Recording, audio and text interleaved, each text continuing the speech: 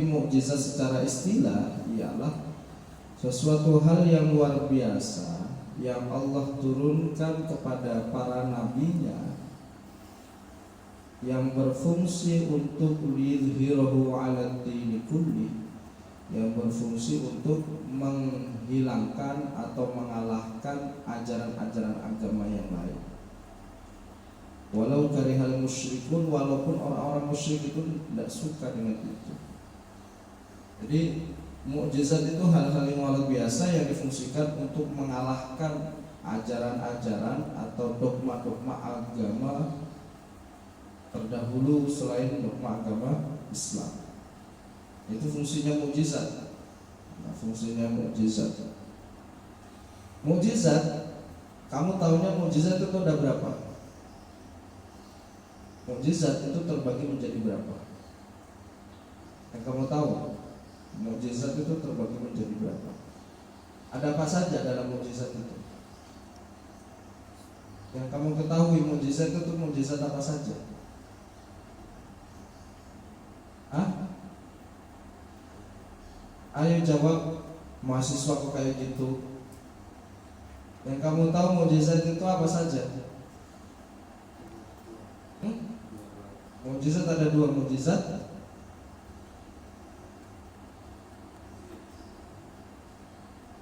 Ya, mukjizat apa saja? Ada dua. Zakwan, mukjizat apa?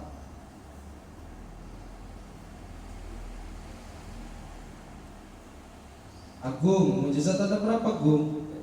Apa? Mukjizat apa? Bisa disebutkan ada dua, tapi nggak bisa menyebut angka, tapi nggak bisa menyebutkan. Apa saja?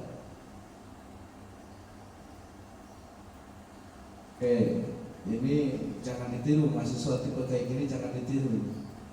Ini mahasiswa yang tidak kreatif, mahasiswa yang tidak kreatif. Mukjizat itu terbagi menjadi dua. Ada mukjizat para nabi yang memang hanya dimiliki oleh nabinya. Ada mukjizat yang diberikan kepada para nabi, ya, tapi masih bisa dimiliki oleh umat-umatnya. Dengan kata lain, mukjizat yang pertama disebut mukjizat hissiyah. Mukjizat yang kedua disebut mukjizat ghairu hissiyah.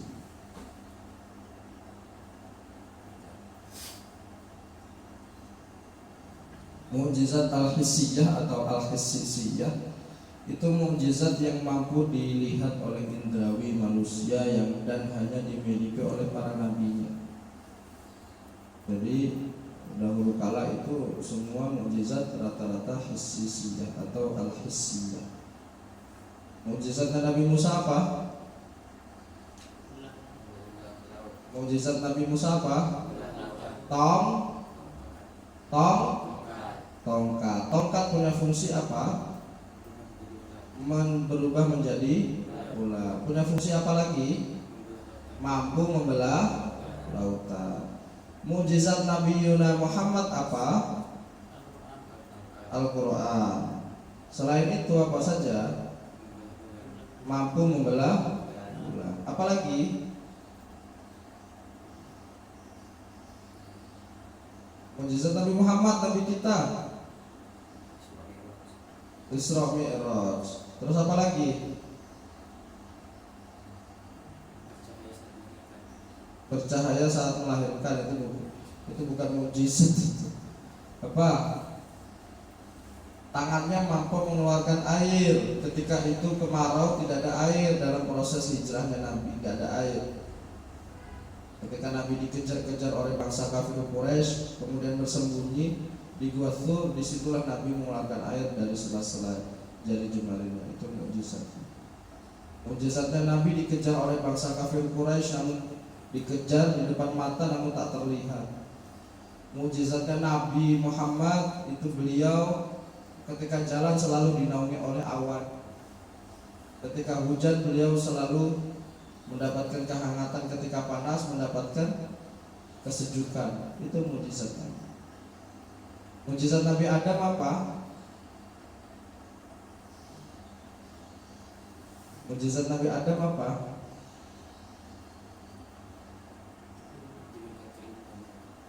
Mukjizat Nabi Adam apa? Mukjizat Nabi Adam itu diberikan doa Rabbana dzalamna anfusana wa illam taghfir lana. Pertemuan-pertemuan sebelumnya kan kita sudah pernah bahas. Mukjizat Nabi Yuna Isa apa? Berbicara saat masih kecil. Selanjutnya apalagi? Banyak nabi-nabi itu menyembuhkan orang buta, menyembuhkan sakit kusta, menghidupkan orang mati. Kenapa kok mendadak cerdas kamu? Oke, diputar lagi otaknya. Ya, mahasiswa itu harus kritis, bertanya, harus mau bertanya, harus mau menjawab, harus mau menganalisis, jangan diam-diam aja. Mukjizat al-hissiyah ini mukjizat yang tidak kekal. Artinya ketika para nabinya sudah meninggal dunia, mukjizat ini hilang seketika.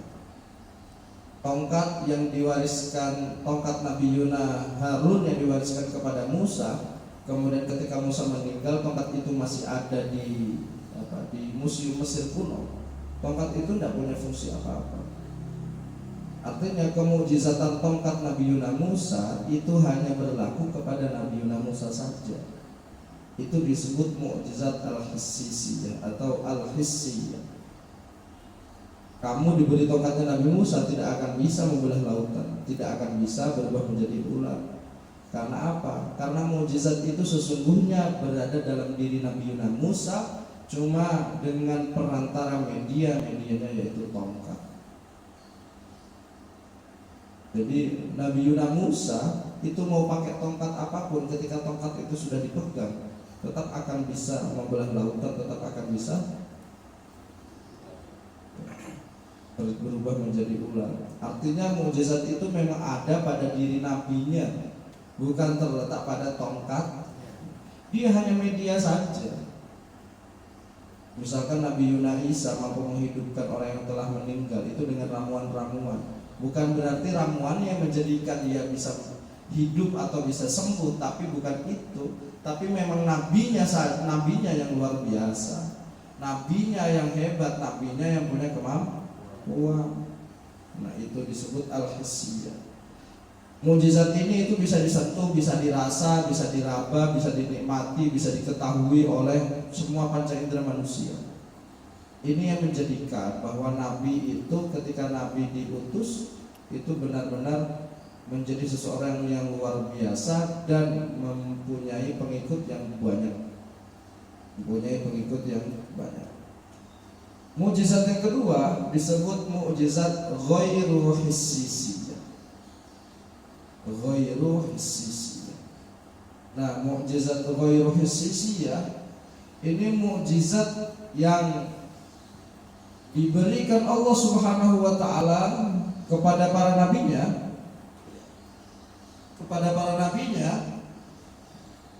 tapi tidak dapat dilihat oleh kasat mata.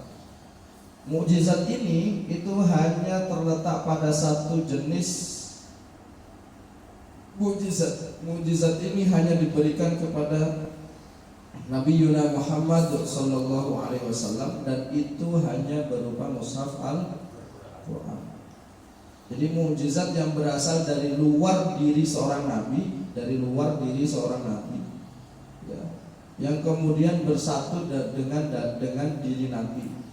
Nah, mukjizat ghairu hissiyah ini hanya satu yang berada memang dalam luar diri nabi, yaitu hanya mushaf Al-Qur'an. Setelah nabinya meninggal, mushaf ini masih memberikan kemukjizatan kepada hamba-hambanya, kepada makhluk-makhluknya, kepada pengikut-pengikutnya. Coba kamu bayangkan, Nabi Musa meninggalkan kitab suci. Nabi Musa meninggalkan kitab suci Taurat. Taurat ini berisikan tentang apa? tentang ketauhidan. Yang kedua berisikan tentang sihir. Karena Nabi Yunus Musa lahir pada zaman Fir'aun yang waktu itu notabene-nya ahli sihir. Makanya diturunkan kitab suci yang difungsikan untuk mengalahkan gerakan-gerakan dakwah Fir'aun. Diturunkan kitab suci namanya kitab suci Taurat, yang isinya pertama ketauhidan, yang kedua sihir. Nah, itu. Ketika Nabi Yunus Musa meninggal dunia, kitab ini tidak punya lagi fungsi sihir. Walaupun pengikutnya banyak, tidak ada fungsi sihir di dalamnya. Tidak menjadi kitab suci yang luar biasa. Hanya menjadi objek bacaan semata. Begitupun kitab suci Nabi Yunus, kitab suci apa namanya? Injil. Injil isinya pertama berisikan tentang ketauhidan, yang kedua tentang sihir, yang ketiga tentang pengobatan. Secara umum berisi tentang itu. Injilnya Nabi Yunus Isa itu berisikan tentang itu, pengobatan, ketauhidan, dan sihir. Karena waktu itu sudah banyak ahli sihir, ahli nujum, sudah banyak pengobatan. Tapi tidak ada pengobatan yang sempurna, yang langsung top chair, yang bisa menyembuhkan semua penyakit, kecuali pengobatan Nabi Yunus Isa. Dan itu dengan wasilah, salah satunya dengan wasilah Injil yang telah Allah turunkan kepada beliau. Tapi ketika beliau meninggal dunia, apakah Injil itu menjadi kitab suci yang luar biasa? Hanya menjadi objek bacaan semata, tidak memancarkan apa-apa.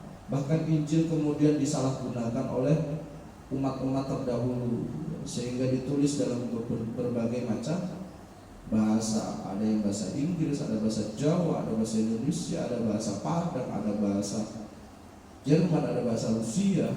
Padahal Injil itu bahasa Ibrani. Ibrani itu Arab kuno. Tapi kemudian dialih bahasakan dalam Al-Quran apa?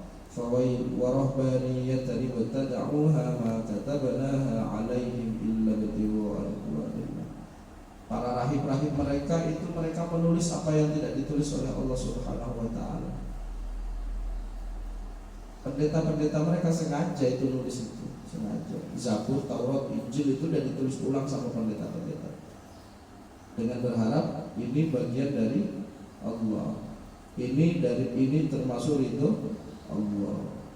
Padahal Al-Quran surah Baqarah pernah bercerita, fawailul lilladzina yaktubuna al-kitaba biaydihim tsumma yaquluna hadza min 'indillah. Celakalah bagi orang-orang yang menulis dengan tangannya bahwa ini kitab suci Allah, padahal bukan. Rakawel, bahasanya rakawel, balasannya rakawel. Nah,